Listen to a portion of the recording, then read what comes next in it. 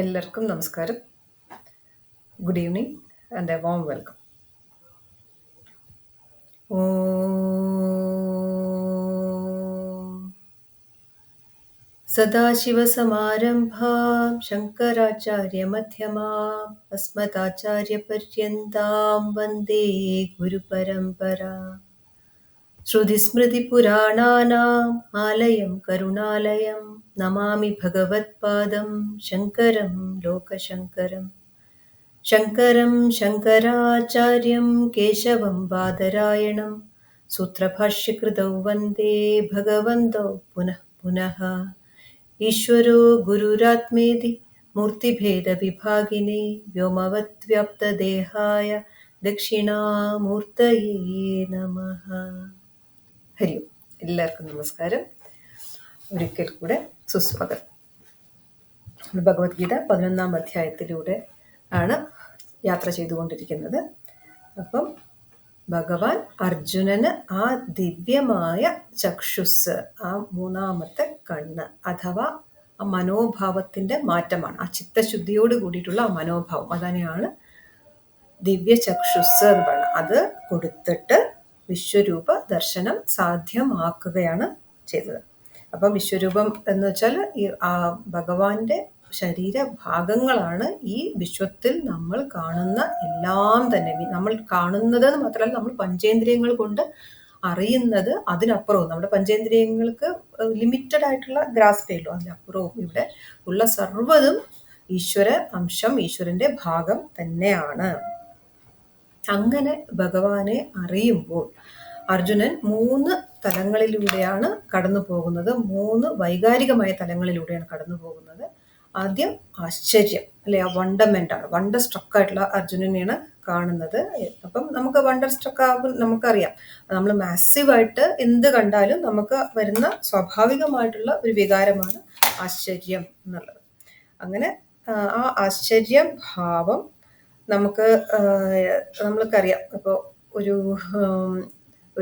ഒരു കൈക്കുടന്നയിലെ ഒരു ജലം ആണെങ്കിലും ഒരു വെള്ളച്ചാട്ടത്തിലെ ജലമാണെങ്കിലും രണ്ടും ജലമാണെന്ന് നമുക്കറിയാം. പക്ഷെ അതിൻ്റെ ആ മാസീവ്നെസ്, ആ വ്യാപ്തി വലുതാവുമ്പോൾ, ഇപ്പം ഏതൊരു വെള്ളച്ചാട്ടം കാണാൻ ആതിരപ്പള്ളിയിലാണെങ്കിലും അത് നയാഗ്രയിലാണെങ്കിലും അല്ല നമ്മുടെ ജോഗ് ഫോൾസിലാണെങ്കിലും എല്ലായിടത്ത് വെള്ളച്ചാട്ടത്തിലും ആ വെള്ളം ഒന്നാണെങ്കിലും അതിന്റെ മാസീവ്നെസ് കാണാൻ നമുക്ക് ആശ്ചര്യമാണ്. അപ്പൊ ആ ഒരു ആശ്ചര്യഭാവത്തിലാണ് അർജുനൻ ഉണ്ടായിരുന്നത്. അതാണ് നമ്മൾ 15 മുതൽ 22-ാമത്തെ ശ്ലോകത്തിൽ വരെയും കാണുന്നത്. 22-ാമത്തെ ശ്ലോകത്തിലാണ്. അപ്പം അർജുനൻ ഞാൻ മാത്രമല്ല അങ്ങനെ ആശ്ചര്യചകിതനായി നിൽക്കുന്നത്, അർജുനനോടൊപ്പം തന്നെ വേറെ ആരൊക്കെയാണ് ആ ആശ്ചര്യഭാവത്തിൽ ഭഗവാനെ സ്തുതിക്കുന്നത് എന്നാണ് പറഞ്ഞത്.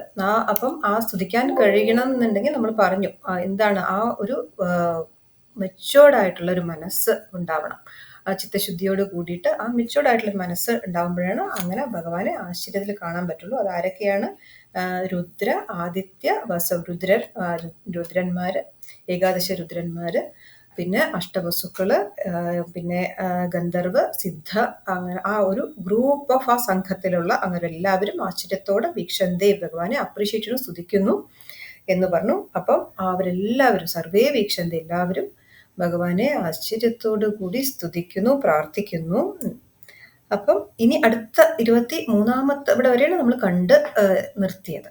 23-ാമത്തെ ശ്ലോകത്തിൽ മുതൽ അർജുനന്റെ ആ ഭാവം മാറുകയാണ്. പിന്നെ രണ്ടാമത്തെ ഒരു ഈ വിശ്വരൂപ ദർശനത്തിലൂടെ അർജുനന് അടുത്ത ഒരു ഭാവത്തിലേക്ക്, ഒരു വൈകാരികമായിട്ടുള്ള അടുത്തൊരു തലത്തിലേക്ക് അർജുനൻ പോവുകയാണ്. അതിനെപ്പറ്റി അർജുനൻ തന്നെ പറയുക. അതാണ് 23-ാമത്തെ ശ്ലോകത്തിൽ മുതൽ നമ്മൾ ആ ഭാവമാറ്റത്തോടെ എന്താണ് അർജുനൻ പറയുന്നത് എന്ന് നോക്കാം. 11-ാം അധ്യായം 23-ാമത്തെ ശ്ലോകം. രൂപം മഹത്തേ ബഹുവക്ത്ര നേത്രം മഹാബാഹോ ബഹുബാഹൂരുപാദം ബഹുദരം ബഹുദംഷ്ട്രാകരാളം ദൃഷ്ട്വാ ലോകാ പ്രവിദിതാഹം. അപ്പം ഇവിടെ ഈ 19ാമത്തെ ശ്ലോകത്തിൽ ഇതിന്റെ ഒരു ഇൻട്രൊഡക്ഷൻ നമ്മൾ അർജുനൻ പറഞ്ഞ് വെക്കുന്നുണ്ട്. പശ്യാമിത്താം ദീപ്തമുദാര മുദാശവക്ത്രം എന്ന് പറഞ്ഞിട്ട് ഭഗവാന്റെ ആ വായ വളരെ അഗ്നി അഗ്നി എത്രയോ സൂര്യന്മാര് ജ്വലിക്കുന്ന അത്രയും അഗ്നി ഇൻഫിനിറ്റ് ആയിട്ടുള്ള സൂര്യന്മാര് ജ്വലിക്കുന്ന അത്രയും ബ്രൈറ്റ്നസ്സോടുകൂടി കത്തി ജ്വലിക്കുന്ന ആ മുഖത്തേക്ക്, അതായത് മുഖത്തേക്ക് എന്നാണ് വായിലേക്കും എടുക്കാം, അങ്ങനെ പോകുന്നത് കണ്ടു എന്ന് അർജുനൻ അവിടെ തന്നെ പറയുന്നുണ്ട്. അപ്പം അതുകൊണ്ട് എന്താണ് ഉദ്ദേശിക്കുന്നത്? നമ്മളെപ്പോഴും നമ്മളുടെ ഈ ശാസ്ത്ര ഗ്രന്ഥങ്ങളിലെല്ലാം തന്നെ എല്ലാം സിംബോളിക്കലായിട്ടാണ് പറഞ്ഞിരിക്കുന്നത്. അത് നമ്മൾ മനസ്സിലാക്കണം. അല്ലാതെ ഭഗവാന്റെ വായിലേക്ക് ആരോ കയറിയിട്ട് നടന്നു പോകുന്നതോ അല്ലെങ്കിൽ വായിൽ കുറെ സൂര്യന്മാർ ജ്വലിച്ചു നിൽക്കുന്നതോ എന്നല്ല. ഇത് കാലതത്വം. ഭഗവത് തത്വം എന്ന് പറഞ്ഞാൽ നമ്മൾക്കറിയാം സൃഷ്ടി തത്വം, സ്ഥിതി തത്വം, ലയതത്വം. അപ്പം ഇതിൽ ആ കാലതത്വത്തെയാണ് കാണിക്കുന്നത്. അപ്പം ഈ സൃഷ്ടി, സ്ഥിതി, ലയം ഈ മൂന്ന് പറഞ്ഞാലും കാലം തന്നെയാണ് അല്ലെ. ഇപ്പൊ ഒരു വ്യക്തി അല്ലെങ്കിൽ ഒരു ജീവൻ ഉള്ള എന്തും അത് ഉണ്ടായി, അല്ലെങ്കിൽ ഒരു സാധനമാണെങ്കിൽ അത് ഉണ്ടായി എന്ന് പറയുമ്പോൾ അതൊരു it's A moment in time. It's A moment in time. അപ്പൊ അതൊരു കാലത്തിന്റെ ടൈമിന്റെ ഒരു അളവാണ്. അത് ഇവിടെ ഉണ്ട് എന്ന് പറയുമ്പം അതും മൊമെന്റ് ഇൻ ടൈം ആണ്. ഇപ്പോൾ ഉണ്ട്, ഇപ്പോൾ എന്നുള്ളത് ദാറ്റ്സ് ഓൾസോ ടൈം. അത് ഇവിടെ ഇല്ലാതായുമ്പോഴും എപ്പോൾ ഇല്ലാതായി, അപ്പൊ എപ്പോൾ എന്നുള്ളത് അതും കാലമാണ്. അപ്പൊ ഈശ്വര തത്വം എന്ന് വെച്ചാൽ അത് കാലതത്വം തന്നെയാണ്.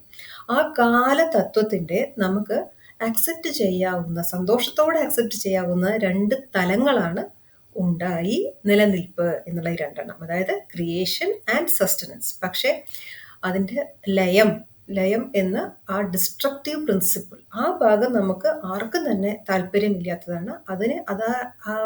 ആ മൂന്നാമത്തെ തലം, കാലതത്വം എന്നാൽ ഈശ്വര തത്വമാണ്. ആ ഭഗവത് തത്വത്തിന്റെ മൂന്നാമത്തെ തലമാകുന്ന ആ ഡിസ്ട്രക്റ്റീവ് പ്രളയം എന്ന ആ തലമാണ് നമുക്ക് ഭയം.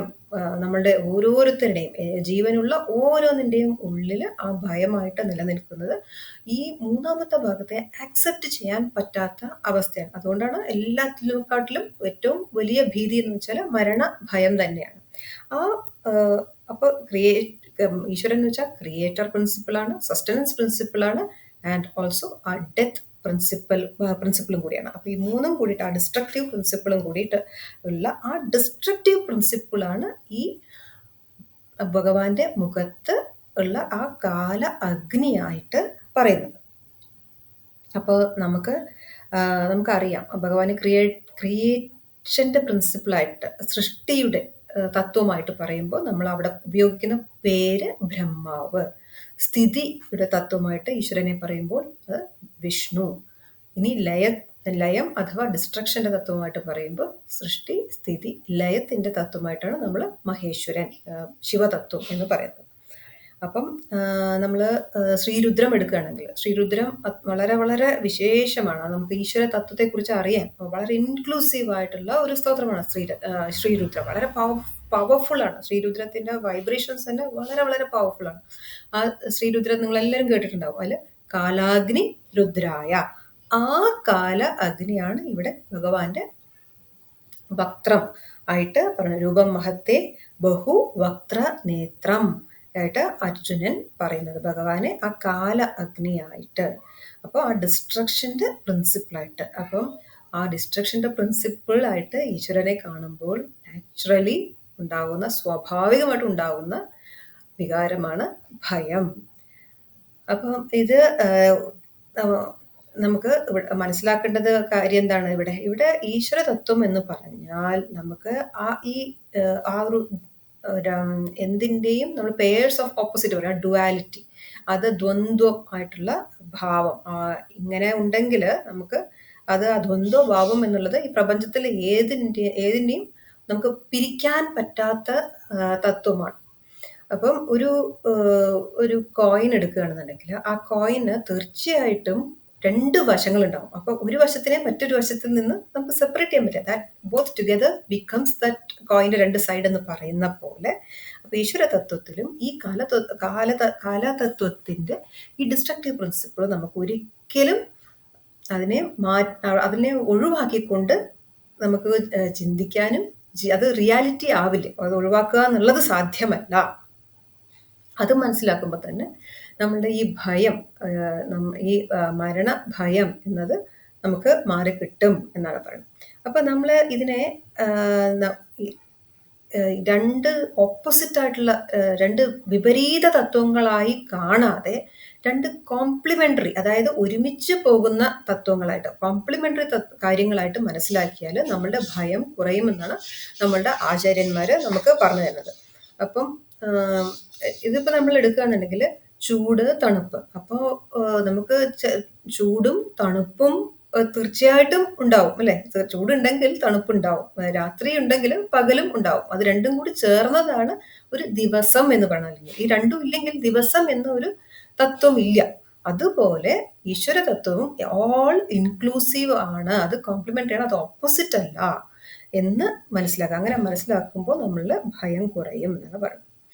അപ്പം ഈ വിശ്വരൂപ ദർശനത്തിന്റെ 2 ഭാഗങ്ങളാണ്. അപ്പം ഒരു നാണയത്തിന്റെ 2 വശം എന്ന പോലെ ഈ ഡിസ്ട്രക്റ്റീവ്, ഈ ഡെത്ത്, അപ്പോ ബർത്ത് ഉണ്ടെങ്കിൽ ബർത്ത് അതിന്റെ ഒരു ഭാഗമാണെന്നുണ്ടെങ്കിൽ ഡെത്ത് അതിന്റെ മറു വശം തന്നെയാണ്. അത് അതിലേറ്റവും നമുക്ക് അറിയാം, പക്ഷെ നമ്മൾ അതിനോട് ബോധം, ആ ഒരു ബോധത്തോടെ നോക്കാത്ത കാര്യം എന്താന്ന് പറഞ്ഞാൽ ഓരോ ഓരോ മൊമെന്റിലും, ഒരു സെക്കൻഡ് എന്ന് പോലും പറയാൻ പറ്റില്ല, ഓരോ മൊമെന്റിലും നമ്മളുടെ നമ്മളുടെ തന്നെ ഓരോ സെല്ലിലും എന്താണ് സംഭവിക്കുന്നത്, ഓരോ സെല്ലിലും അവിടെ ജനിക്കുന്നു, അതുണ്ടാകുന്നു, അത് ഇല്ലാതെയാകുന്നു, ഇല്ലാതെയാവും. ഇത് നടന്നുകൊണ്ടേയിരിക്കുന്നു.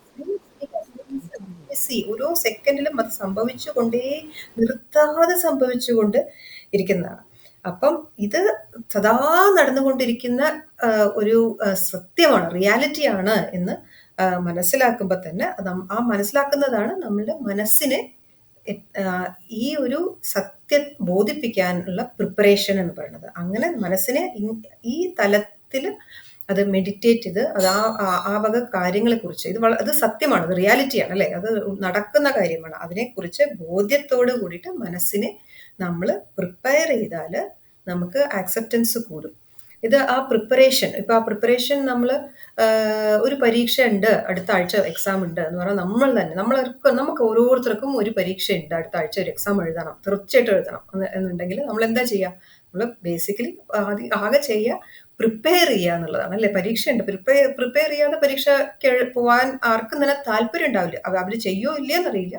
പക്ഷെ അതുപോലെ തന്നെ ഓരോരുത്തരുടെയും ലെവൽ ഓഫ് പ്രിപ്പറേഷനും വ്യത്യസ്തമായിരിക്കും.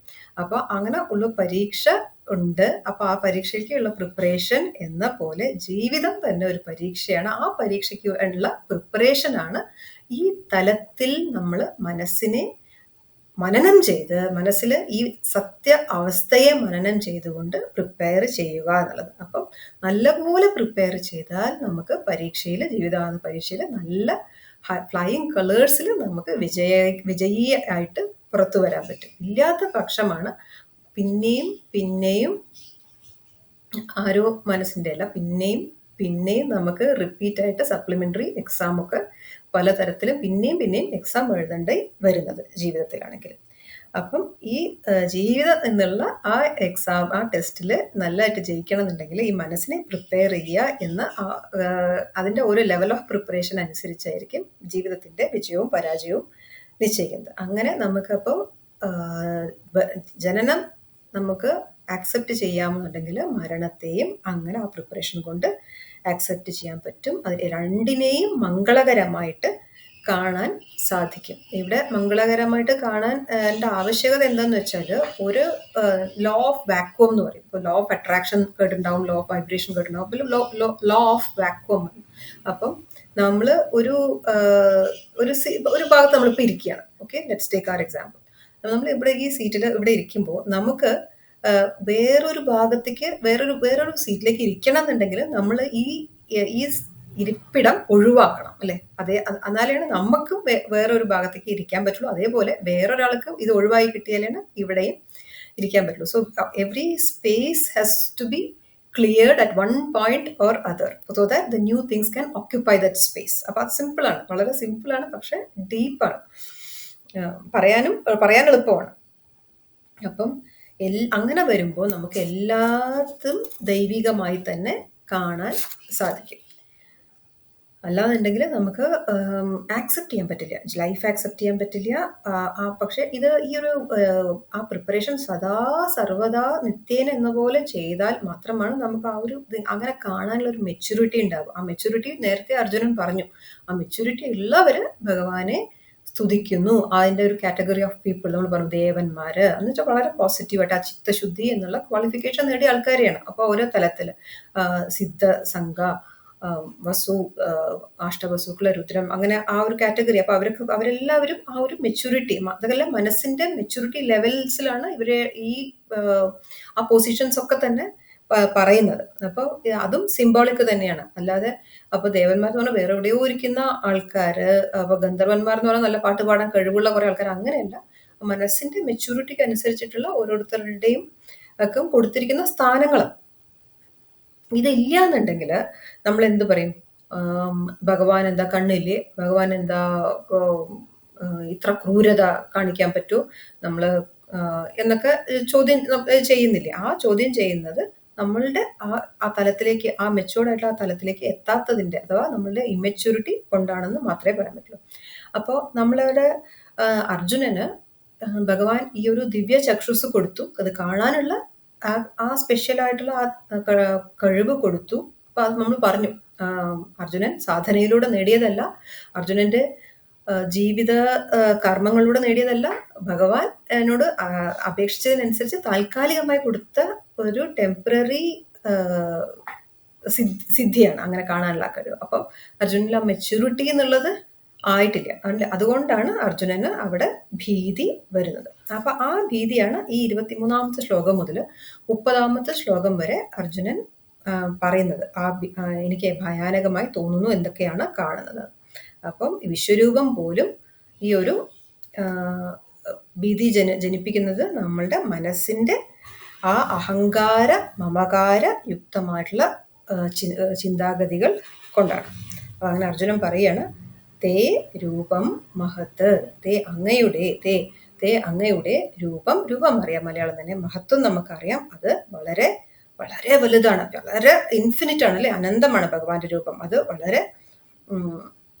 വളരെ വലുതാണ്, ഇൻഫിനിറ്റ് ആണ്. വിശ്വരൂപം എന്ന് പറഞ്ഞാൽ വിശ്വം തന്നെ അല്ലേ? അപ്പൊ വിശ്വമുഖം എന്ന് പറഞ്ഞാൽ അത് എങ്ങനെയാണ്? ബഹു വക്ത്ര നേത്രം, അതും പച്ച മലയാളമാണ്. ബഹു മിനി അല്ലെ? ഏറ്റവും വളരെ കൂടുതൽ. മിനി വക്ത്രം മുഖം, കുറേ മുഖങ്ങളും, കുറേ നേത്രം, കുറേ മുഖങ്ങളും. അത് കൗണ്ട്ലെസ് ആണ്. ബഹു എന്ന് വെച്ചാൽ അത് ഫൈനൈറ്റ് അല്ല, എണ്ണിയാൽ ഒടുങ്ങാത്ത.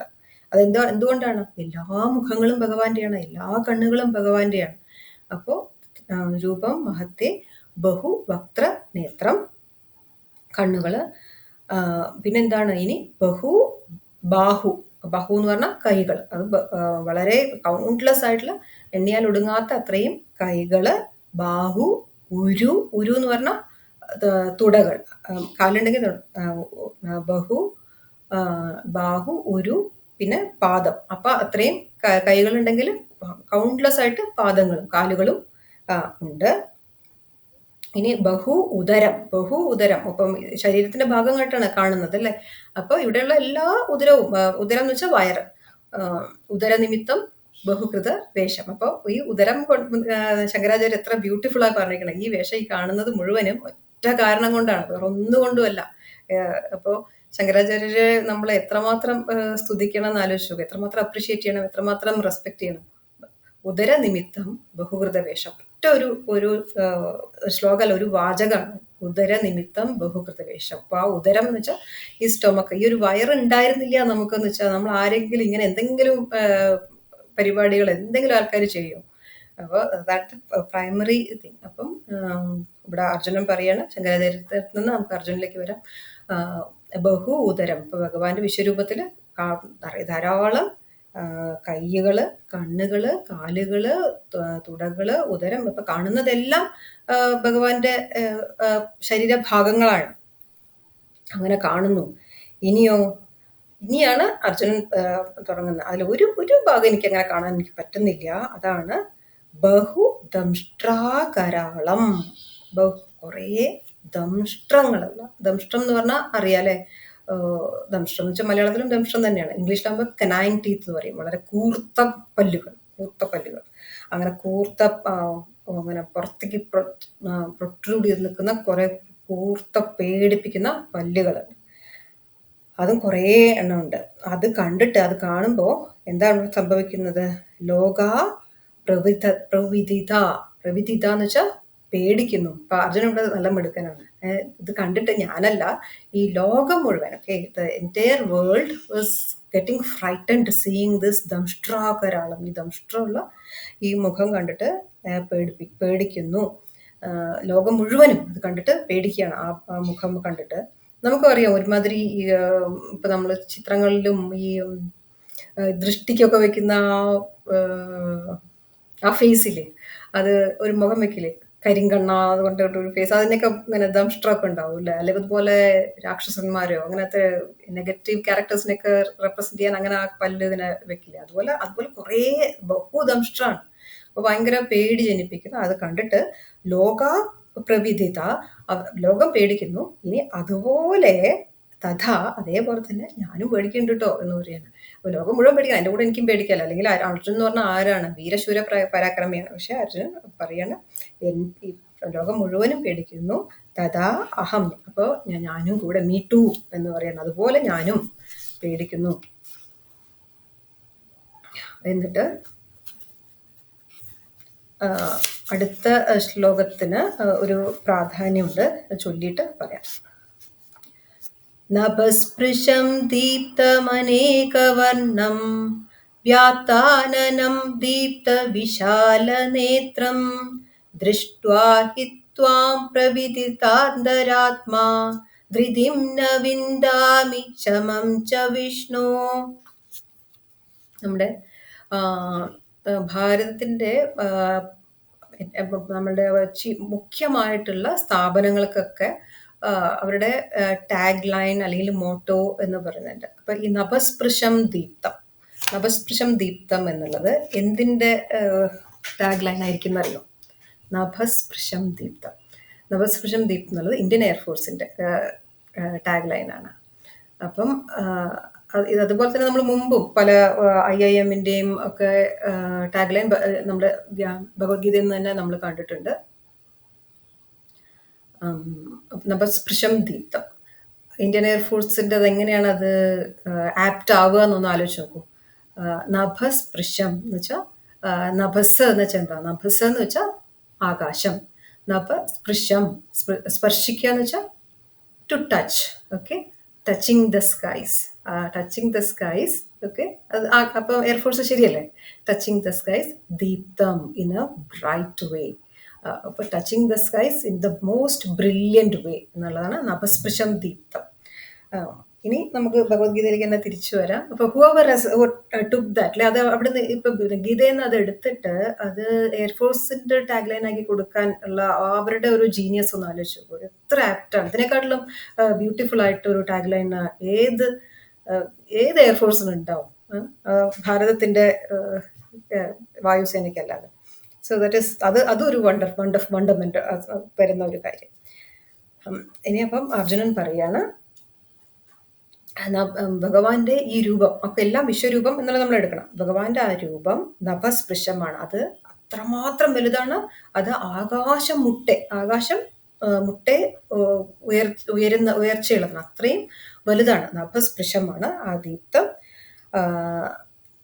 അത് ദീപ്തമാണ്, വളരെ ശോഭിക്കുന്നതാണ്. പിന്നെ ഇതേ തന്നെ നമ്മൾ വിഷ്ണു സഹസ്രനാമത്തില് ദിവിസ്പൃക് എന്ന് പറഞ്ഞ സഹസ്രനാമത്തിലെ ഒരു നാമാണ്. ദിവി എന്ന് വെച്ചാൽ ആകാശം തന്നെയാണ്. ദിവ അല്ലെ, ദിവിസ്പൃക്, അവിടെ തൊടുന്നത് എന്ന്.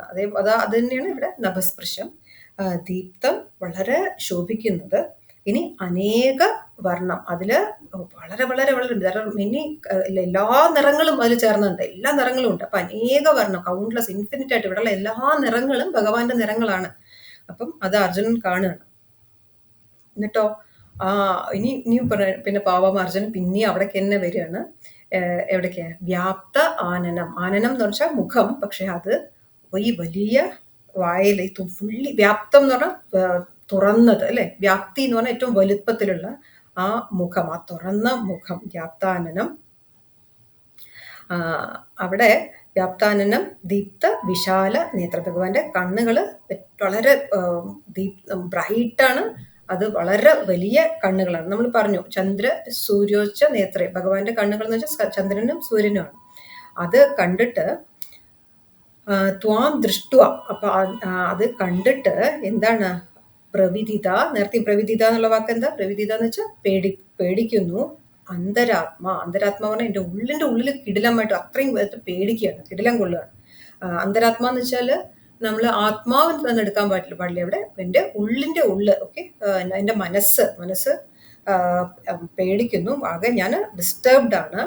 അത് ധൃതിംന വിന്ദാമി, എനിക്ക് ഒന്നും ചെയ്യാൻ പറ്റുന്നില്ല, ഞാൻ എൻ്റെ ശക്തിയെല്ലാം ഇല്ലാതെയാവണം. ധൃതി ന വിന്ദാമി, എനിക്ക് ആകപ്പാടെ ഞാൻ ശക്തി ഇല്ലാത്ത ആളായിട്ട് മാറുകയാണ്. എൻ്റെ ക്ഷമ എന്ന് പറഞ്ഞാൽ, ക്ഷമ എന്ന് വെച്ചാൽ നമ്മളുടെ ഒന്ന് ക്ഷമിക്കുക എന്നല്ലേ, ആ കാംനെസ്, എൻ്റെ പീസ് ഓഫ് മൈൻഡ്, എൻ്റെ സമാധാനം. ക്ഷമ എന്ന് വെച്ചാൽ സമാധാനം, അതും ഇല്ല. അപ്പൊ ധൃതി ഇല്ല, എനിക്ക് ഒന്നിനും പിടിച്ചു നിൽക്കാനുള്ള ശക്തി ഇല്ലാതാവുന്നു. എൻ്റെ മനസ്സിന്റെ സമാധാനവും, ഞാൻ റെസ്റ്റ്ലെസ് ആവുകയാണ്. എനിക്ക് ഒരു തരത്തിലും എനിക്കിത് കണ്ടു നിൽക്കാനുള്ള കഴിവില്ല. ഇവിടെയും അപ്പൊ സിംബോളിക്കായിട്ട് ഈ കാലതത്വത്തിന്റെ ആ ശക്തിയെ ഇവിടെ കാണിക്കണം. കാലതത്വത്തിന് എന്തിനേയും ശക്തി ഇല്ലാതാക്കാനുള്ള കഴിവുണ്ട്. അപ്പൊ നമുക്ക് അറിയാം, അപ്പോൾ മനുഷ്യന്റെ ജീവിതം തന്നെ എടുക്കുകയാണെന്നുണ്ടെങ്കിൽ, ജീവിതത്തിൽ കാലം ചെല്ലും തോറും, അപ്പോൾ നമ്മുടെ വയസ്സ് ആകും തോറും, വയസ്സാകും എന്ന് വെച്ചാൽ എന്താ, കാലം ചെല്ലും തോറും, കാലമാണ് വർക്ക് ചെയ്യുന്നത്, നമ്മളല്ല വർക്ക് ചെയ്യുന്നത്. കാലം സദാ പണിയെടുത്തുകൊണ്ടിരിക്കുകയാണ്. കാലം ചെല്ലും തോറും എന്താണ്, കാലം ജയിക്കുകയാണ്. കാലത്തിന് ശക്തി കൂടി നമ്മളുടെ ഉള്ള ശക്തി, നമ്മളുടെ ശരീരത്തിന്റെ ശക്തിയാണെങ്കിലും, നമ്മുടെ മസിൽ പവർ സ്ട്രെങ്ത് ആണെങ്കിലും, നമ്മളുടെ ഇമ്മ്യൂണിറ്റി ആണെങ്കിലും, നമ്മളുടെ മനസ്സിന്റെ ശക്തിയാണെങ്കിലും എല്ലാം കുറഞ്ഞാണ് വരിക. അതുകൊണ്ട് നമ്മൾ ഇപ്പോൾ ഭാഗവതത്തിലാണെങ്കിലും അതെ വിഷ്ണു സഹസ്രനാമത്തിലൊക്കെ ഭഗവാന്റെ പേര് തന്നെ കാലഹ,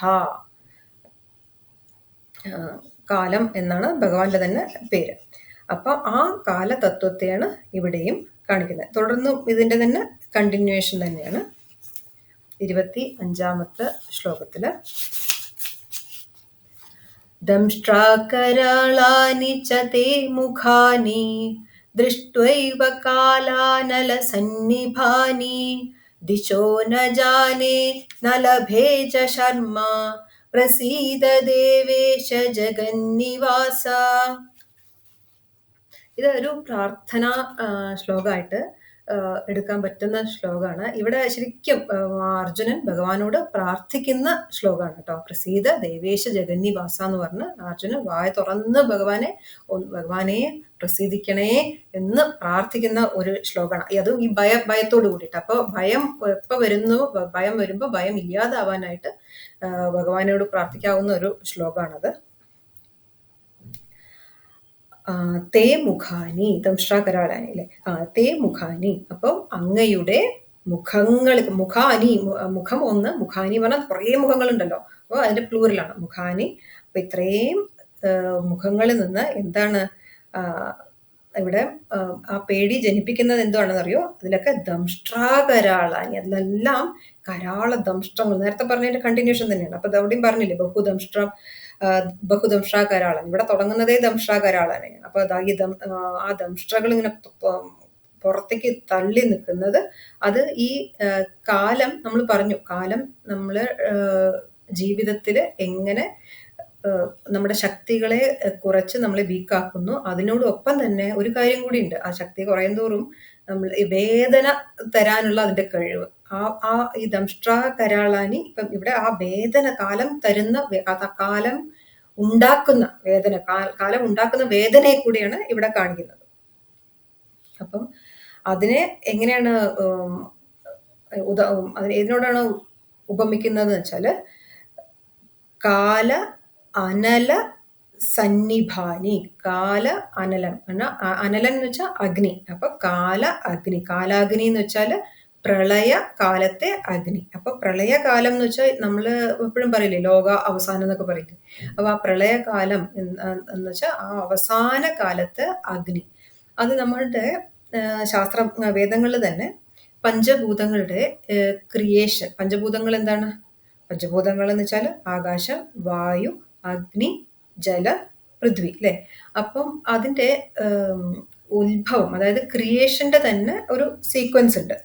ഓക്കെ, ആ ആ സീക്വൻസ് ആകാശാത് വായു, വായുരഗ്നി. അപ്പൊ ആകാശ, വായു, അഗ്നി, ജല, പൃഥ്വി, ഇങ്ങനെയാണ് അതിന്റെ സീക്വൻസ്. അപ്പോൾ ഈ പ്രളയാഗ്നി എന്ന് വെച്ചാൽ അതിന്റെ ഡിസ്ട്രക്ഷന്റെ സമയത്ത്, ആ പ്രളയ സമയത്ത് ഇല്ലാതാവുന്ന സമയത്ത് ഇതിന്റെ ഇതെല്ലാം ഈ പഞ്ചഭൂതങ്ങളും ഇല്ലാതെയാവുന്നുണ്ടല്ലോ. അപ്പൊ ആ പഞ്ചഭൂതങ്ങൾ ഇല്ലാതാവുമ്പോൾ ഇതിന്റെ ഓർഡർ റിവേഴ്സ് ആണ്. അപ്പൊ ക്രിയേഷന്റെ ഓർഡർ എങ്ങനെയാണ്? ആകാശ, വായു, അഗ്നി, ജല, പൃഥ്വി എന്നാണ്. അപ്പം ഡിസ്ട്രക്ഷന്റെ ഓർഡർ അതിന്റെ റിവേഴ്സ് ആണ്. അപ്പൊ ആദ്യം ഈ പൃഥ്വി എന്ന് വെച്ചാൽ നമുക്കറിയാം ഭൂമി. ആ ഭൂമിയിൽ ഉള്ള ഓരോന്ന് എല്ലാം നശിക്കും. ഭൂമിയിലുള്ള എല്ലാം നശിക്കും. പിന്നെ ഭൂമി തന്നെ നശിക്കും. ഭൂമി എങ്ങനെ നശിക്കുക? ഭൂമി നശിക്കുന്നത് ജലം, പൃഥ്വിയുടെ കഴിഞ്ഞ അതിന് മുമ്പത്തുള്ളത് ജലമല്ലേ. ഭൂമിയെ ജലം എടുക്കും. പിന്നെ ജലത്തെയും ബാക്കി 14 ലോകങ്ങളെയും അഗ്നിയാണ് എടുക്കുന്നത്.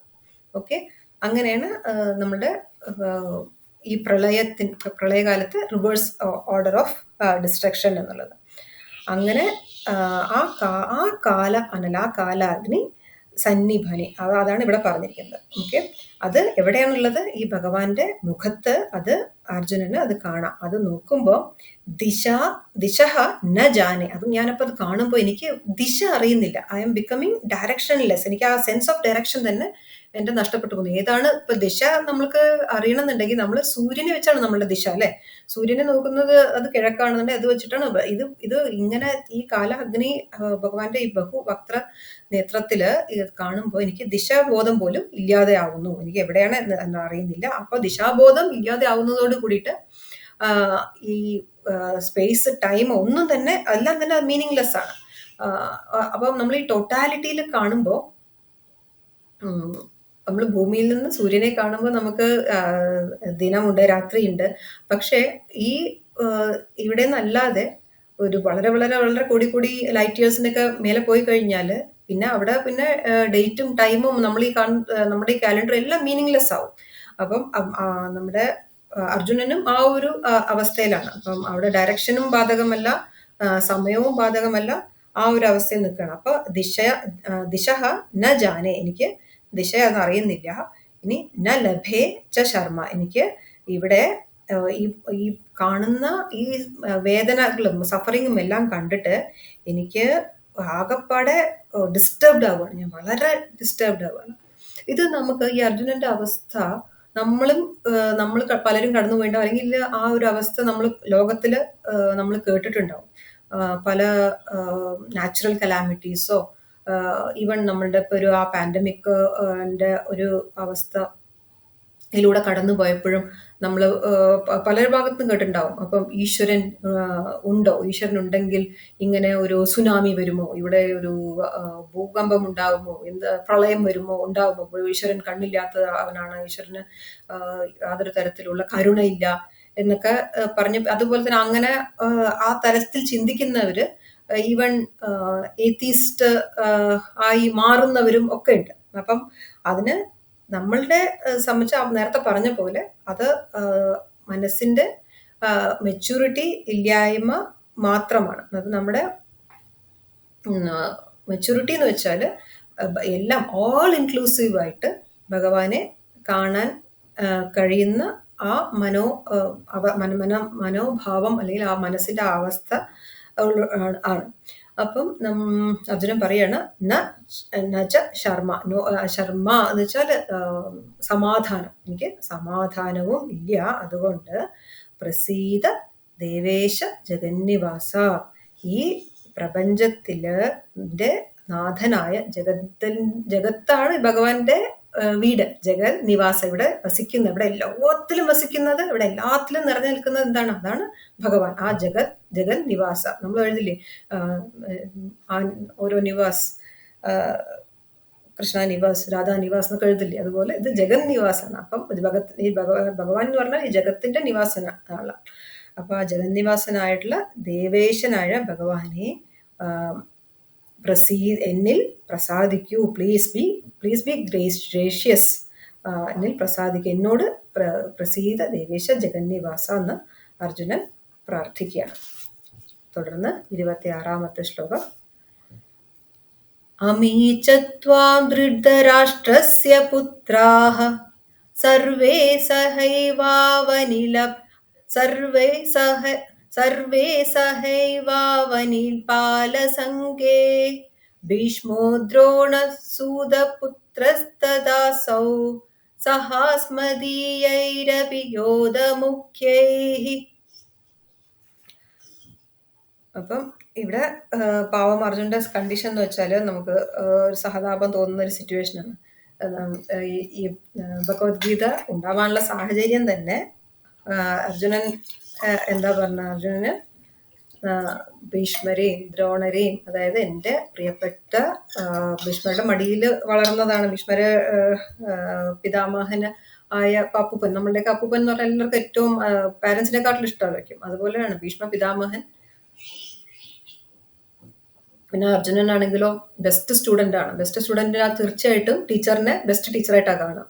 ദ്രോണാചാര്യര് അദ്ദേഹത്തിൻ്റെ ടീച്ചറാണ്. അപ്പോൾ ഈ വളരെ പ്രിയപ്പെട്ടവരെ വധിക്കേണ്ടി വരിക, അവരുടെ വിയോഗം, ഇതൊന്നും കാണാൻ വയ്യല്ലോ പറഞ്ഞിട്ടാണ് വയ്യാതായ അർജുനനാണ്. പക്ഷെ ഇപ്പം പാവം എന്താ അവസ്ഥ എന്ന് വെച്ചാൽ ആ കാണണ്ട എന്ന് വിചാരിക്കുന്നത് കാണാൻ പോവുകയാണ്. പക്ഷെ അവിടെ നമ്മൾ ഭഗവാന്റെ ആ ഒരു ദീർഘവീക്ഷണവും നമ്മൾ കാണണം. ഞാൻ അപ്പം നമ്മൾ അന്നത്തെ ശ്ലോകം പഠിക്കുമ്പം പറഞ്ഞു, ഭഗവാൻ പറഞ്ഞിട്ടുണ്ട്, യച്ഛാന്യത് ദ്രഷ്ടും ഇച്ഛസി. അർജുന, നിനക്ക് എന്താണോ കാണാൻ ഇഷ്ടമുള്ളത് അത് കണ്ടോ എന്നാണ് പറഞ്ഞിരിക്കുന്നത്. അപ്പം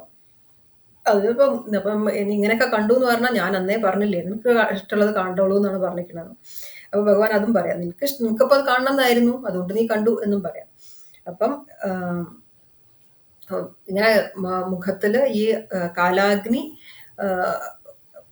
ദംഷ്ട്രങ്ങളുള്ള ആ മുഖം കണ്ടിട്ട് ഭീതി ജനിപ്പിക്കുന്ന ആ മുഖം കണ്ടിട്ട് തന്നെ പറ്റാത്ത അർജുനൻ പിന്നെയും ഒന്നുകൂടി നോക്കുമ്പോൾ അതിൻ്റെ ഉള്ളിൽ എന്താണ് കാണുന്നത്, ഓരോ കാണുന്ന കാഴ്ചകൾ വളരെ വളരെ പ്രത്യക്ഷമായിട്ട് പ്രോമിനൻ്റ് ആയിട്ട് വരികയാണ്. ഓക്കെ, അപ്പോൾ ആ കാലം എല്ലാത്തിനെയും വിഴുങ്ങുന്നതായിട്ട് കാണുന്നത്. എന്തിനൊക്കെയാണ് വിഴുങ്ങുന്നത്? അപ്പോൾ ആ വിഴുങ്ങാനുള്ള ശക്തിയുള്ള അത് കാലത്തിനാണ് അല്ലേ. അപ്പം ആ വിഴുങ്ങാനുള്ള ശക്തിയുള്ള കാലോ ജഗത് ഭക്ഷകഃ എന്നാണ്. ഈ ജഗത്തിനെ തന്നെ ഭക്ഷിക്കുന്നത് കാലമാണ്. അപ്പൊ കാലോ ജഗത് ഭക്ഷകഃ എന്നുള്ള തലത്തിൽ ഇവിടെ കാണുകയാണ്. എങ്ങനെയാണ് കാലം ജഗത്തിനെ ഭക്ഷിക്കുക? കാലം ജഗത്തിനെ ഭക്ഷിക്കുന്നത് പതുക്കെ പതുക്കെ പതുക്കെ പതുക്കെ സദാ പതുക്കെ പതുക്കെ ഭക്ഷിച്ചുകൊണ്ടേയിരിക്കുകയാണ് പതുക്കെ പതുക്കെ. അപ്പോൾ ഒരു പരമ ആചാര്യൻ പറയുന്നത് എന്താണെന്ന് വെച്ചാൽ, നമ്മൾ അടുക്കളയിൽ ആണ് നമ്മൾ സാധനങ്ങളൊക്കെ ഉണ്ടായിട്ട് നമ്മൾ ഭക്ഷിക്കുക അല്ലേ. അടുക്കളയിൽ, അപ്പോൾ അടുക്കളയിൽ നമ്മൾ സാധനങ്ങൾ ഉണ്ടാക്കിയിട്ട് നമ്മൾ ഒരു ഇലയിൽ ഒരു സദ്യ വിളമ്പുകയാണെന്നുണ്ടെങ്കിൽ ആദ്യം കുറച്ച് ഫസ്റ്റ് റൗണ്ടിൽ ചിലതൊക്കെ വിളമ്പും.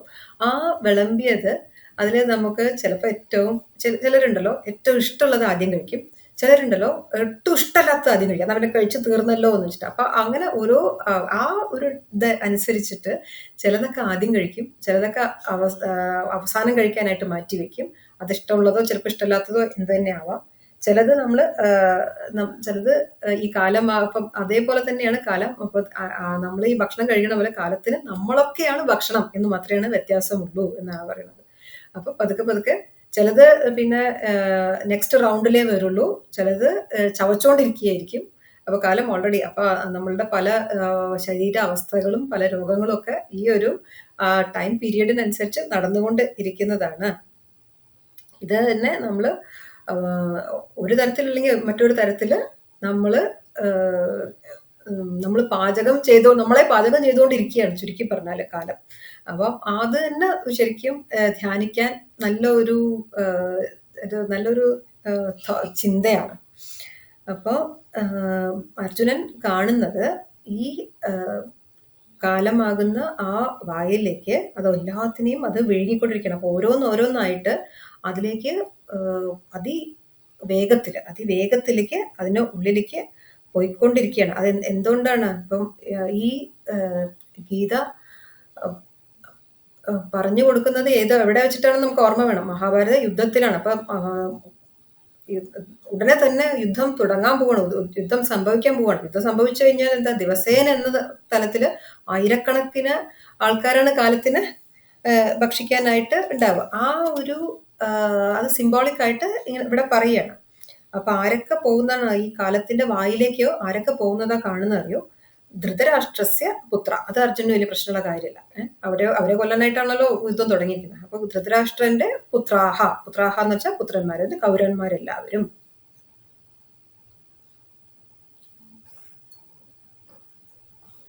അവരെല്ലാവരും അപ്പൊ അങ്ങനെ അടുത്ത് തന്നെ നശിക്കാൻ പോകുന്നു എന്നതാണ്.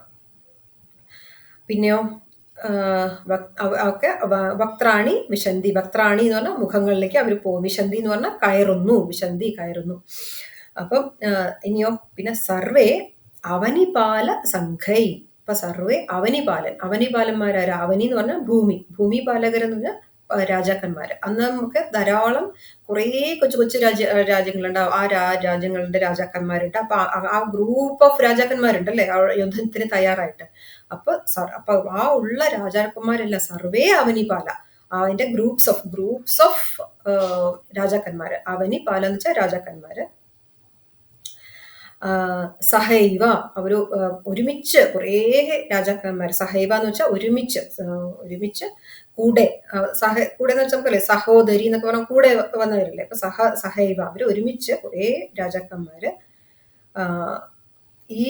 ഇത് കാണരുത് എന്ന് വെച്ചിട്ടാണ് ഇപ്പൊ ഭഗവാൻ ഇത് കാണേണ്ട വെച്ചിട്ട് ഓടിപ്പോവാന്ന് വിചാരിച്ച സമയത്താണ് ഭഗവാൻ ഈ ഗീതാജ്ഞാനം അർജുനന് കൊടുക്കുന്നത്. അപ്പം അവിടുന്ന് ഈ വിശ്വരൂപ ദർശനത്തിലോ ഇത് തന്നെയാണ് അർജുനൻ കാണുന്നത്. പക്ഷെ അർജുനന് ഒരു റിലീഫ് ഉണ്ട്, കൗരവരുണ്ട്. മാത്രമല്ല അർജുനന്റെ ഏറ്റവും വലിയ ശത്രു, അതാണ് പറയുന്നത്, ഏറ്റവും വലിയ ശത്രു സൂതപുത്രനും ഈ കാലാഗ്നിയിലേക്ക് ഉള്ളിലേക്ക് പോകുന്നത് ആണ്. അപ്പോഴും ആ പേര് ഹൗ ഈസ് അഡ്രസ്സിങ്, എങ്ങനെയാണ് ഉപയോഗിക്കുന്ന വാക്ക്, കർണനെന്നോ പേരൊന്നും അല്ല, ആ തേരോടിക്കുന്ന ആളുടെ മകൻ സൂതപുത്രൻ. അപ്പൊ അത്രയും ആ വെറുപ്പ് ഓരോ വാക്കിലും വ്യാസഭഗവാൻ എങ്ങനെയാണ് ആ മനസ്സ് കാണിക്കുന്നത് നമ്മൾ നേരത്തെയും കണ്ടിട്ടുണ്ടല്ലേ. ഭഗവാൻ അർജുനനെ വിളിക്കുന്നതാണെങ്കിലും അർജുനൻ ഭഗവാനെ അഭിസംബോധന ചെയ്യുന്നതാണെങ്കിലും ആ ഓരോ അഡ്രസ്സിങ്ങും എത്ര ആപ്റ്റാണ്. അതുപോലെ ഇവിടെ സൂതപുത്രൻ പോകുന്നതും അതാണ് അർജുനന് വലിയൊരു സന്തോഷമുള്ള ആകെ ഒരു കാര്യം.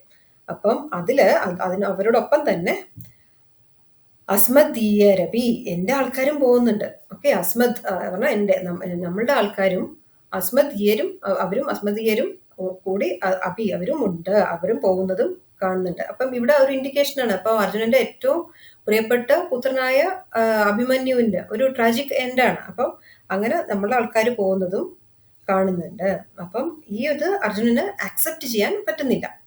അപ്പോൾ ഈ ഒരു ഫാക്ട് ആക്സെപ്റ്റ് ചെയ്യാത്തിടത്തോളം ജീവിതം ദുരിതപൂർണമായിരിക്കും ഓരോരുത്തർക്കും എന്ന് എടുത്തു പറയണം. അതുകൊണ്ട് ഭഗവാൻ 2ാമത്തെ അധ്യായത്തിലേ അർജുനനോട് പറഞ്ഞു കൊടുത്തു, തസ്മാത് അപരിഹാര്യത്തെ നത്വം ശോചിതും അർഹസി. ഭഗവാൻ എന്താ പറഞ്ഞ, അതുകൊണ്ട് തസ്മാത് അപരിഹാര്യത്തെ, ഇത് എങ്ങനെ പരിഹരിക്കാൻ പറ്റുന്ന വിഷയമല്ല, നമ്മളുടെ സ്കോപ്പ് ഓഫ് കൺട്രോളിൽ ഉള്ളതല്ല. ജനിച്ചു കഴിഞ്ഞാൽ മരണം എന്നുള്ളത് തീർച്ചയായിട്ടും ഉണ്ടാവുന്നതാണ്. അപ്പൊ അതുകൊണ്ട് തസ്മാത് അപരിഹാര്യത്തെ, നമ്മുടെ സ്കോപ്പിൽ കൺട്രോൾ ഇല്ലാത്ത കാര്യത്തെ കുറിച്ച് ത്വം you should not, no you should not, ത്വം ശോചിതും അർഹസി, ഇതിനെ പറ്റി ചിന്തിച്ച് വിഷമിക്കേണ്ടതായിട്ടില്ല എന്ന് ഭഗവാൻ അന്നേ പറഞ്ഞു വെച്ചിട്ടുണ്ട്. അപ്പം നമ്മളുടെ ഇന്റലിജൻസ് എന്ന് പറഞ്ഞാൽ ഇത് ചോയ്സ്ലെസ് ആയിട്ടുള്ള സിറ്റുവേഷനാണ്. ഇതിലൊരു ചോയ്സും ഇല്ല, ഒരാൾക്കും മാറ്റിമറിക്കാൻ പറ്റുന്ന കാര്യമല്ല. ആ ചോയ്സ്ലെസ് ആയിട്ടുള്ള സിറ്റുവേഷൻസിനെ അതേപോലെ ആക്സെപ്റ്റ് ചെയ്യുക എന്നാൽ മാത്രമേ ജീവിതം നന്നായി മുന്നോട്ട് കൊണ്ടുപോകാൻ പറ്റുള്ളൂ. അല്ലെങ്കിൽ പരിതാപകരമായിട്ടാണ് പോകുള്ളൂ. അതുകൊണ്ടാണ് എഡ്യൂക്കേഷൻ എന്ന് വെച്ചാൽ മനസ്സിനെ അങ്ങനെ ഈ ചോയ്സ്ലെസ് കാര്യങ്ങളെ ആക്സെപ്റ്റ് ചെയ്യാനുള്ള സ്ട്രെങ്ത് ഉണ്ടാക്കുക എന്നുള്ളതാണ് വിദ്യാഭ്യാസം കൊണ്ട് നേടേണ്ടത്. അപ്പൊ അർജുനൻ അതിന് ആയിട്ടില്ല. അപ്പം അർജുനൻ അതുകൊണ്ട് വിശ്വരൂപം കണ്ടിട്ട് പേടിച്ച് നിൽപ്പാണ്. തുടർന്ന് എന്തൊക്കെയാണ് കാണുന്നതെന്ന് പറയാണ്. വക്ത്രാണി തേ ത്വരമാണാ വിശന്തി ദംഷ്ട്രാകരാളാനി ഭയാനകാനി കേചിത്വലഗ്നാ ദശനാന്തരേഷു സംദൃശ്യന്തെ ചൂർണിതൈരുത്തമാംഗൈഃ. അപ്പം ഈ ആ വക്രത്തില് തേ വക്ത്രാണി വിശന്തി. അപ്പോ ഓരോ അങ്ങയുടെ വക്ത്രത്തില്, വക്ത്രാണി പറഞ്ഞ കുറെ മുഖങ്ങളുണ്ട്, ആ വക്ത്രങ്ങളില് ഇവരെല്ലാവരും വിശന്തി എന്ന് പറഞ്ഞാൽ നമ്മൾ പറഞ്ഞു എൻ്റർ ചെയ്യാണ്, അകത്തേക്ക് കയറുകയാണ്. അതെങ്ങനെയാണെന്നറിയോ? ത്വരിത വേഗത്തിൽ, വളരെ വേഗത്തിലാണ് അവര് റഷിങ് ഇൻസൈഡ്. ഓക്കെ, അറിയുന്നില്ല എന്തിനാണ് ഉള്ളിൽ കയറുന്ന അറിയുന്നില്ല. അതുപോലെ അതിന് കുറച്ച് ഉദാഹരണങ്ങൾ അർജുനൻ പിന്നീട് പറയുന്നുണ്ട്. അപ്പൊ അങ്ങനെ ഈ ദംഷ്ട്രങ്ങൾ നീട്ടിയിട്ടുള്ള ആ ഭയം ജനിപ്പിക്കുന്ന ഭയാനകാനി ആ മുഖത്തേക്ക് ഇവര് കയറി പോകുമ്പോൾ അതിൽ കേജിത്ത് പറഞ്ഞാൽ കുറച്ച് ചില ആൾക്കാര് വിലഗ്ന, അവരവിടെ ഈ ഇപ്പം ഒരു വായിൽ കയറി പോവാന്ന് പറഞ്ഞാല് നമ്മൾ പറഞ്ഞു കാലാഗ്നി മുന്നേ വിഴുങ്ങുന്നതാണ്. അപ്പം ആ വായിൽ കയറി പോവാണെങ്കിൽ ഈ ദംഷ്ട്രങ്ങളുടെ ഇടയിൽ ചിലത് കുടുങ്ങിക്കിടക്കുന്നു. ഓക്കെ, അവിടെ നമുക്കറിയാം എന്തെങ്കിലും കടിച്ച് തിന്നു കഴിഞ്ഞാൽ പല്ലിന്റെ ഇടയിൽ അല്ലേ. അപ്പൊ ഈ ദംഷ്ട്രങ്ങളുടെ ഇടയിൽ ചില ആൾക്കാർ അവിടെ കുടുങ്ങിക്കിടക്കുന്നു. ദശന അന്തരേഷു, ദശന എന്ന് പറഞ്ഞാൽ പല്ലുകൾ, അതിന്റെ ഇടയിൽ ദശന അന്തരേഷു അവര് വിലഗ്ന, അത് കുടുങ്ങിക്കിടക്കുന്നു. സംദൃശ്യന്തേ, അത് കണ്ടിട്ട് ഞാനത് കാണുന്നുണ്ട് കേട്ടോ, അത് അവരെയും കാണുന്നുണ്ട്. സംദൃശ്യന്തേ ചൂർണിതൈ ഉത്തമാംഗൈ. അപ്പം ചിലതുകള് ചൂർണിത എന്ന് പറഞ്ഞാൽ അവര് ക്രഷ്ഡാണ്. ചൂർണം എന്ന് പറഞ്ഞാൽ നമുക്കറിയാം പൊടിച്ചതല്ലേ. അങ്ങനെ ചിലതുങ്ങള് കാലം എങ്ങനെയാണ് അങ്ങനെ നമ്മളെ പൊടിക്കുന്നത്, നമ്മളുടെ ഓരോരോ അവയവങ്ങൾക്കും അതിനെ ഇങ്ങനെ കടിച്ചിട്ടോ അതിനെ വീക്കൺ ചെയ്തിട്ടോ അതിനെ ഓരോ ഭാഗങ്ങൾക്കും ഓരോരോ അസുഖങ്ങളായി വരുത്തിയിട്ടോ, ഇപ്പൊ എത്രമാത്രം മോഡേൺ സയൻസോ അല്ലെങ്കിൽ മെഡിക്കൽ സയൻസോ അഡ്വാൻസ്ഡ് ആയാലും ഈ ഒരു മരണം എന്നൊരു സത്യത്തിൽ നിന്നും ഒരു തരത്തിലും ഉള്ള മോചനമില്ല. അതുപോലെ അതാണ് ഇവിടെ പറയുന്നത്. അപ്പം ചില ആൾക്കാര് ഇതിന്റെ ഇടയിൽ കുടുങ്ങിയിട്ട് കാണുന്നുണ്ട്. ചിലതിനെ ഈ പല്ലുകള് ക്രഷ് ചെയ്തിട്ട് അവരെ എന്താ ക്രഷ് ചെയ്തിരിക്കണമെന്നറിയോ? ചൂർണിതൈ ഉത്തമാംഗൈ. ഉത്തമാംഗം എന്ന് പറഞ്ഞാൽ തല പോലും അത് ക്രഷ് ചെയ്തിട്ട് എനിക്ക് അതില് ക്രഷ് ചെയ്ത് ചൂർണമാക്കിയിട്ട് കാണുന്നുണ്ട്. തല പോലും ഉത്തമാംഗം വെച്ച് തല. നമ്മുടെ ശരീരത്തില് ഏറ്റവും ഉത്തമ അംഗം ഏതാന്ന് വെച്ചാൽ അത് തലയാണ്. അതുകൊണ്ടല്ലേ പറയാറ് തലയില്ല. ഇപ്പം ഏറ്റവും മോശമായിട്ട് അങ്ങനെയല്ലേ പറയാം. ഇപ്പം ഇന്നത്തെ കാലത്ത് പ്രത്യേകിച്ചും കൈയില്ലെങ്കിലോ കാലില്ലെങ്കിലോ അല്ലെങ്കിൽ വേറെ എന്ത് അവയവം ഇല്ലെങ്കിലും മനുഷ്യനെ അത് ദിവ്യാംഗ് എന്നാണ് ഉപയോഗിക്കുന്നത് അല്ലേ. പീപ്പിൾ വിത്ത് ഡിസബിലിറ്റീസ് എന്ന് പറയാനും കൂടി പാടില്ല. പക്ഷെ അവരൊക്കെയും എന്തെല്ലാം അച്ചീവ് ചെയ്യുന്നു അത് നമ്മൾ കാണുന്നുണ്ട്. പക്ഷെ അവർക്ക് എല്ലാവർക്കും ഉത്തമാംഗമുണ്ട്. ഉത്തമാംഗം ഉണ്ടെങ്കിൽ വേറെ ഒരു ഡിസബിലിറ്റിയും ഒരു ഡിസബിലിറ്റി അല്ലാതെ ആക്കി തീർക്കാൻ പറ്റും. അപ്പൊ ഇവിടെ ഉത്തമാംഗം അതാണ്. ഉത്തമാംഗം തലയാണ്. ആ തല ക്രഷ്ഡ് ആയിട്ട് ഞാൻ കാണുന്നു. ഇനി അത് എന്തുപോലെ എന്നുള്ളതാണ് അടുത്ത 2 ശ്ലോകങ്ങളിലും അർജുനൻ പറയുന്നത്. അവിടെയും അത് സിംബോളിക് ആയിട്ട് ഒരു നമുക്ക് അറിയുന്ന കാര്യങ്ങളെ ഉദാഹരണമായിട്ട് എടുത്തിട്ട്, അപ്പൊ 2 ഉദാഹരണങ്ങളാണ് അടുത്ത 2 ശ്ലോകങ്ങളിൽ അർജുനൻ പറയുന്നത്.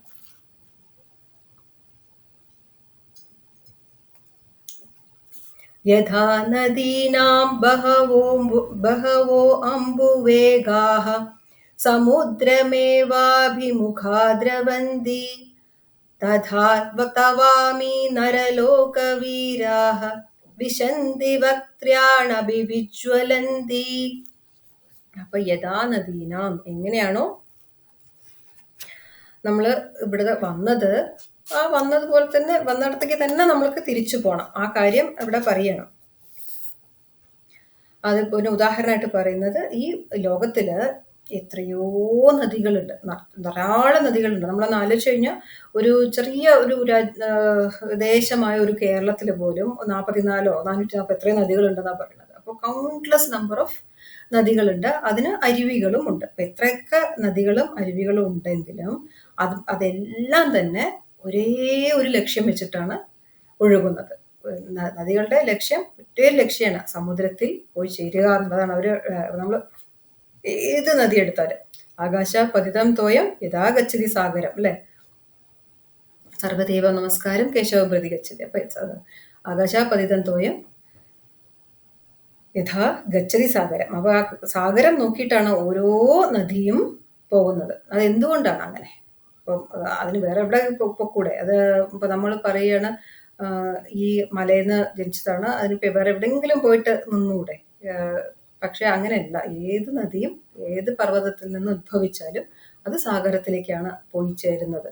എന്തുകൊണ്ടാണ്? ബിക്കോസ് അത് വന്നത്, അതിന്റെ ഉറവിടം അതാണ്. നമുക്ക് പ്രത്യക്ഷത്തിൽ തോന്നും മലയുടെ മുകളിൽ എവിടെയോ മഞ്ഞുരുകിയിട്ടോ അല്ലെങ്കിൽ മേഘങ്ങൾ കണ്ടൻസ് ചെയ്തിട്ട് മഴ പെയ്തിട്ടോ അവിടുന്ന് ആണ് നദി ഉത്ഭവിച്ചതെന്ന് പറയാം. അല്ല, നമുക്കറിയാം അത് സമുദ്രത്തിൽ നിന്നാണ് ആ ജലം നേരെ പോയി അവിടെ മഴയായി പെയ്തതോ മഞ്ഞായി ഉരുകിയതോ അവിടെ നിന്ന്. അപ്പോൾ അതിന്റെ യഥാർത്ഥ ഉറവിടം സമുദ്രമാണെന്നറിയാം. So we have to go back to the source അല്ലെ. നമ്മളും അതുപോലെ തന്നെ നമ്മൾ ഈശ്വരനിൽ നിന്ന് ഉണ്ടായവരാണ്, ഈശ്വരനിൽ നിന്നെ അംശമാണ് നമ്മൾ. അപ്പൊ നമ്മൾ തിരിച്ച് അവിടേക്ക് തന്നെയാണ്, നമ്മളുടെ തിരിച്ചു പോക്കും ഭഗവാനിലേക്ക് തന്നെയാണ്. അപ്പം ഇവിടെ പറയാണ് നദീനാം അമ്പുവേഗ. അപ്പം നദികളില് അമ്പുവേഗ എന്ന് പറഞ്ഞാൽ, ഒരു നദി എന്ന് വെച്ചാൽ അതിന് കുറെ അരുവികളൊക്കെ ഉണ്ടാവും. അപ്പം ആ അരുവികള് ട്രിബ്യൂട്ടറീസ് പറയില്ലേ, അങ്ങനെ കുറെ ട്രിബ്യൂട്ടറീസ് ചേർന്നതല്ലേ ഒരു വലിയ നദിയാവുക. അപ്പോൾ ബഹവഹ കുറേ എണ്ണം, കുറേ ട്രിബ്യൂട്ടറീസ് നദികളും എല്ലാം സമുദ്ര ഏവ അഭിമുഖ ദ്രവന്തി. അപ്പൊ നമ്മളിപ്പോ പറഞ്ഞ സമുദ്ര ഏവ, സമുദ്രത്തെ അഭിമുഖീകരിച്ചിട്ടാണ്, സമുദ്രത്തെ നോക്കിയിട്ടാണ് എല്ലാം ദ്രവന്തി ഒഴുകുന്നത്. അതേപോലെ അത് നമുക്ക് ചില ഭാഗത്തു നിന്ന് നോക്കിക്കഴിഞ്ഞാൽ നദി പടിഞ്ഞോട്ടോ കിഴക്കോട്ടോ ഒക്കെ ഒഴുകി എന്നൊക്കെ പറയും. പക്ഷെ അൾട്ടിമേറ്റ്ലി അത് സമുദ്രത്തെ നോക്കിയിട്ട് പോകുന്ന പോലെ, അതേപോലെ തഥാ അമി നരലോക വീര, അതേപോലെ തന്നെ ഈ മനുഷ്യലോകത്തിലെ ഈ വീരന്മാരെല്ലാവരും എല്ലാവരും ഭഗവാന്റെ മുഖത്തിലേക്ക് തന്നെ എല്ലാവരും വിശന്തി വക്ത്രാണി, ഭഗവാന്റെ ഈ മുഖത്തിലേക്ക് തന്നെ എൻ്റർ ചെയ്തുകൊണ്ടിരിക്കുകയാണ്. എങ്ങനത്തെ മുഖത്തിലേക്ക്? അഭിവിജ്വലന്തി, വളരെ കത്തിജ്വലിക്കുന്ന, അഭിവിജ്വലന്തി കത്തിജ്വലിക്കുന്ന ആ മുഖത്തേക്ക് ഈ നരലോക വീരന്മാരെല്ലാവരും തന്നെ കയറി പോകുന്നതാണ് കാണുന്നത്. തുടർന്ന് അടുത്തതും ഒരു ഉദാഹരണം തന്നെ, ഇതേപോലെ തന്നെ ഒരു ഉദാഹരണമാണ്, നമുക്ക് വളരെ പരിചിതമായിട്ടുള്ള ഒരു ഉദാഹരണം തന്നെയാണ്. 29ാമത്തെ ശ്ലോകത്തിൽ യഥാ പ്രദീപ്തം ജലനം പതംഗാഃ വിശന്തി നാശായ സമൃദ്ധവേഗാഃ തഥൈവ നാശായ വിശന്തി ലോകാഃ തവാപി വക്ത്രാണി സമൃദ്ധവേഗാഃ. നമുക്ക് വളരെ വളരെ അറിയുന്ന അതാണ്. ഇങ്ങനെ എങ്ങനെയാണ് ഈ ഓരോ ജീവജാലങ്ങളും ഭഗവാന്റെ മുഖത്തേക്ക് പോകുന്നതെന്ന് വെച്ചാൽ എങ്ങനെയാണെന്ന് വെച്ചാൽ, ഈ ചെറിയ പ്രാണികളും ഇൻസെക്ട്സും ഒക്കെ ഒരു വിളക്കിന്റെ വെളിച്ചത്തിലേക്ക് അത് പറന്ന് വന്ന് അതിൽ വീണ് ഇല്ലാതെ ആവുന്നത് പോലെ, നമുക്ക് ഒരു ഇരുട്ട് മുറിയിൽ പണ്ടൊക്കെ ഈ കറണ്ടൊന്നും വരാത്ത തറവാടുകളിലൊക്കെ കത്തിച്ചു വെച്ചാൽ, ഈവൻ നമുക്ക് കറണ്ട് ഇപ്പോഴൊന്നും അധികം കറണ്ട് പോകില്ല, കറണ്ട് പോയ അവസ്ഥയിലൊക്കെ നമ്മളൊരു ലാമ്പോ വിളക്കോ അല്ലെങ്കിൽ മെഴുകുതിരിയൊക്കെ കത്തിച്ചു വെച്ചിട്ടുണ്ടെങ്കിൽ നമുക്ക് കാണാൻ പറ്റും. അപ്പം ഈ പ്രാണികളും ചെറിയ പാറ്റകളും ഒക്കെ അതിലേക്ക് വന്ന് ആകർഷിച്ചിട്ട് ഒന്നുകിൽ അതിൽ കത്തിയിട്ട് തന്നെ അതിന്റെ അഗ്നിയിൽ തന്നെ അത് ജ്വലിച്ച് ചാമ്പലായിട്ട് ഇതായി പോവും, അതിന്റെ ജീവൻ നഷ്ടപ്പെടും. അല്ലാന്നുണ്ടെങ്കിൽ ഇപ്പൊ വിളക്കിലുള്ള എണ്ണയിലെങ്കിലും അത് വീണിട്ട് അത് ചത്തു പോകുന്നത് പോലെ. അപ്പൊ നമ്മൾ പറയില്ലേ ഈയാമ്പാറ്റകളെ പോലെ. ആ ഈയാമ്പാറ്റകള് ഈ പ്രദീപ്തം, അപ്പം വളരെ ദീപ്തമായിട്ടുള്ള വളരെ പ്രകാശപൂരിതമായ, അത് എന്താണ് പറ്റുന്നത്, എന്തിനാണ് അത് പോകുന്നത്, അതിൽ പോയി അതെന്താ ചെയ്യുന്നത്, നശിക്കുകയാണ്. പ്രദീപ്ത നാശായ, അത് സമൃദ്ധ വേഗം, അത് പെട്ടെന്ന് വളരെ സ്പീഡിലാ വരികയല്ലേ, അത് എന്തോ നേടാനുള്ള പോലെയാണ് വരിക, പക്ഷെ അതിന്റെ ജീവൻ കളയാണ്, പോവുകയാണ് ചെയ്യണത്. അപ്പം ആ സമൃദ്ധ വളരെ വേഗത്തില്, സമൃദ്ധമായിട്ടുള്ള വേഗത്തില് അത് വന്ന് അതിന്റെ ജീവൻ നശിപ്പിക്കുന്നത് പോലെ ഈ വിളക്കിലെ ആ അഗ്നിനാളത്തിലേക്ക് വന്ന് അതിന്റെ ജീവൻ ഇത്രയും വേഗം പറന്നു വന്ന് നശിപ്പിക്കുന്നത് പോലെ തഥൈവ അതേപോലെ ആണ് ഓരോ ജീവജാലങ്ങളും ജീവനുള്ള ഓരോന്നും. ഓക്കെ, ഈ ഭഗവാന്റെ ഈ കാലതത്വത്തിലേക്ക് ഓടി കാലതത്വത്തിലേക്ക് ധൃതിയോടെ കൂടി വന്നിട്ട് അങ്ങ് ഇല്ലാതെ ആയി തീരുന്നത് എന്നാണ് അർജുനൻ പറയണത്. അപ്പം ഇത് ഈ ഒരു തത്വം നമ്മൾക്ക് ആക്സെപ്റ്റ് ചെയ്യാനായിട്ട് ഇത്രയും ഇത് റിയാലിറ്റി ഓഫ് ലൈഫാണ്. അത് നമ്മൾ അംഗീകരിക്കുക, ലൈഫിലെ റിയാലിറ്റി അംഗീകരിക്കാനായിട്ട് ഇത്രയും വിശദമായിട്ട് പറഞ്ഞു തന്നത്. ഇതിന് മറികടക്കാൻ ആരെ കൊണ്ടും സാധ്യമല്ല. പക്ഷെ ഇവിടെയും ഒരു നമ്മളുടെ സനാതന ധർമ്മത്തിൽ അവിടെയും ഒരു നമുക്കൊരു വേ ഔട്ട് ഉണ്ട്, നമുക്കൊരു രക്ഷയുണ്ട്. അപ്പം ഈ അങ്ങനെ ആവാതിരിക്കാൻ എന്താണ്, അപ്പം ആ മരണം ഇല്ലാതിരിക്കാൻ എന്ത് ചെയ്യാം? അതിനുള്ള നമുക്ക് 2 ഉദാഹരണങ്ങൾ നമുക്ക് അർജുനൻ പറഞ്ഞിട്ടില്ല, നമുക്ക് നോക്കാം. ഒരു ഉദാഹരണമാണ് നമ്മളുടെ മാർക്കണ്ഡേയൻ. നമ്മൾ മാർക്കണ്ഡേയ ഋഷിയുടെ കഥയൊക്കെ നമ്മൾ പഠിച്ചിട്ടുണ്ട്. അപ്പോൾ മാർക്കണ്ഡേയൻ എന്താ ചെയ്തത്? മാർക്കണ്ഡേയൻ ഭഗവാൻ പരമേശ്വരനെ, മഹാദേവനെ അങ്ങ് കെട്ടിപ്പിടിച്ചു, അല്ലേ? അങ്ങ് മുറുക്കി പിടിച്ചു, വിടാതെ പിടിച്ചു, ഒരു തരത്തിലും വിടാതെ പിടിച്ചു. അതുകൊണ്ട് എന്തായി? മാർക്കണ്ഡേയൻ ചിരഞ്ജീവിയായി. അപ്പം അവിടെ അതേപോലെ തന്നെ ഇനി ഒരാൾക്ക് നമുക്കറിയാം, ഹനുമാൻ സ്വാമി. മാർക്കണ്ഡേയൻ പരമശിവനെ മുറുകെ പിടിച്ചു, എന്ത് എക്സ്റ്റേണൽ ഫോം തന്നെ, പിടിവിടാതെ. അതേസമയം ഹനുമാൻ സ്വാമി ശ്രീരാമദേവനെ ഉള്ളിലേക്ക് അങ്ങ് സ്വാംശീകരിച്ചു. Just it's inside him, full of Rama. ഇത് രണ്ടും ഈശ്വര തത്വത്തെ ആ പരബ്രഹ്മ തത്വമായിട്ട് അവരങ്ങ് ഒന്നാവുകയാണ്. അത് വിടാതെ അവിടെ അതിൽ തന്നെ മുഴുകി നിൽക്കുക സദാ സർവദ. അപ്പം അപ്പൊ ആ ഒരു ആത്മതത്വത്തില് അങ്ങ് ചേരുമ്പോൾ പിന്നെന്താ പറ്റുക? പിന്നെ ദേശകാലം എന്നുള്ള 2 കാര്യങ്ങളും ഇല്ലാതെയാവുകയാണ്. ദേശകാല അപരിച്ഛിന്ന എന്നുള്ള ആ അവസ്ഥ എത്തുകയാണ്. അപ്പം ആത്മശരണാഗതി അഥവാ ആത്മജ്ഞാനം കൊണ്ട് മാത്രമാണ് എന്ത് സംഭവിക്കുക? ഇവർ 2 പേർക്കും ഉള്ള കോമൺ നെയിം എന്താ? 2 പേരും മൃത്യുഞ്ജയരാണ്, അല്ലേ? അപ്പം മൃത്യുവിനെ ജയിക്കാനുള്ള വഴി അതാണ്, അതിന് ആത്മജ്ഞാനം നേടാൻ. അപ്പോൾ ഭഗവാൻ നമുക്ക് ആത്മജ്ഞാനം നൽകി അനുഗ്രഹിക്കട്ടെ എന്ന് പ്രാർത്ഥിച്ചുകൊണ്ട് ഓം പൂർണ്ണമിദം പൂർണ്ണാത് പൂർണ്ണമുദച്യത്തെ പൂർണ്ണസ്യ പൂർണ്ണമാദായ പൂർണ്ണമേവാവശിഷ്യത്തെ. ഓം ശാന്തി ശാന്തി ശാന്തി. ഹരി.